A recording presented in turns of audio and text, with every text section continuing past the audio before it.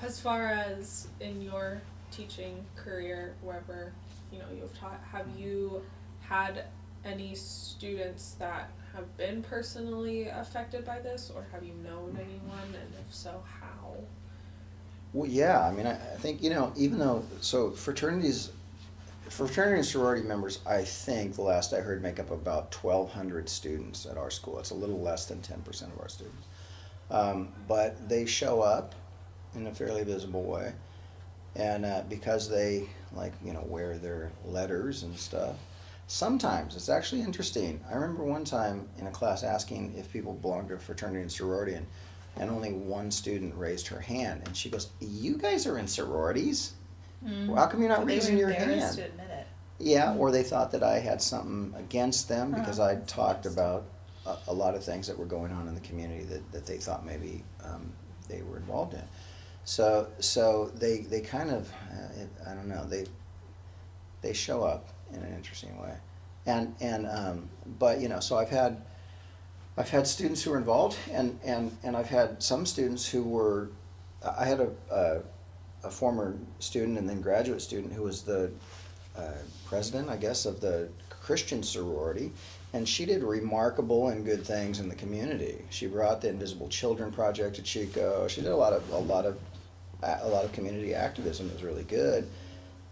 But she would also talk about how she was not, how her sorority didn't function in the same way as other sororities. She didn't know why she was in the same meetings as these other people who were talking about, whatever, their latest woes of being prevented from having parties or whatever.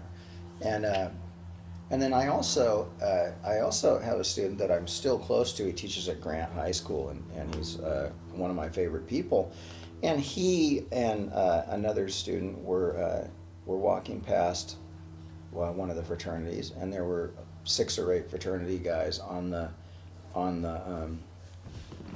porch, and they directed some really, really ugly racist and homophobic remarks at him. And they're, like 18-year-old black kids who just moved to Chico and don't know what's going on, are scared to death, These guys in the cowboy fraternity sitting around with their mustaches and their cowboy boots. They look 30 years old, And so, like, I don't know if that's a fraternity thing or just a group thing, but I don't know. In part, group things can often become bad things, I think, in that kind of situation. And so there might be a problem with that. How do you think that? Am I answering any of the questions? No, you're doing fine. How do you think that the incidents in the fraternities have kind of shaped outsiders' views on Chico State and Chico in general? Because a lot of times I've heard parents saying, like, "Oh, I'm so glad that we live in a town with a college. I can, if need be, I can send my children there and they can still be close to home." And how do you think that, Chico State gaining this seemingly awful reputation what do you think that that's doing for our local cultural aspects? I don't know what it's doing locally. I don't know what, but I do think that we pretend these incidents are isolated and they're not connected. But if you're and in the community, in our community in Chico, we can kind of, we can kind of maintain that view because we see the other things that the university is doing, I think, and our local news is definitely interested in promoting a lot of the positive things and downplaying a lot of the negative things. I mean, we had the famous example in the ER earlier this semester where the riot was not called a riot, and it was on the 3rd page of the paper, and the summit on alcohol was on the 1st page of the paper the same day. Seems to be a little bit of a sleight of hand at work there in terms of maintaining our perception. But I think that, like, for people outside of our community, the perception of us is that our kids die. I mean, like, if you just saw Chico State popping up in the San Francisco news, let's say like 20 or 25% of our students come from the Bay Area. It's like that's where they come from. So like if you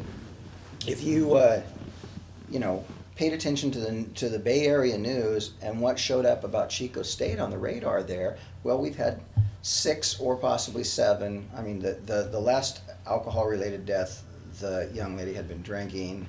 She was, you know, way over the legal limit, and she fell out of a tree. I don't know how connected that is to the way these other things happen. But anyway, so we've had these alcohol-related deaths in our community, and those things show up in the news outside of Chico. And so, like, if you're outside of this community, all you really hear is like that every few weeks we lose a student to alcohol-related deaths.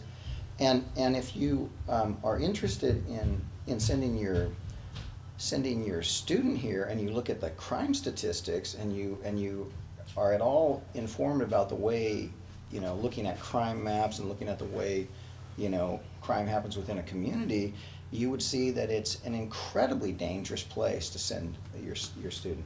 And so we have this we try to have this perception that we're friendly and that we're open, that it's a safe place to go to school. And on the other hand, you know, the statistics suggest that it's an incredibly dangerous place for students to get educated. And so that's, I think, a problem. And then I think that, you know, the other part of we've got a remarkably successful institution that is always ranked in the top 3 California state campuses, and is often ranked in national rankings very high. But that part of it doesn't really show up that much, or we don't see that very often. We see the negative news, and it can't be ignored. I mean, I think we got to change those things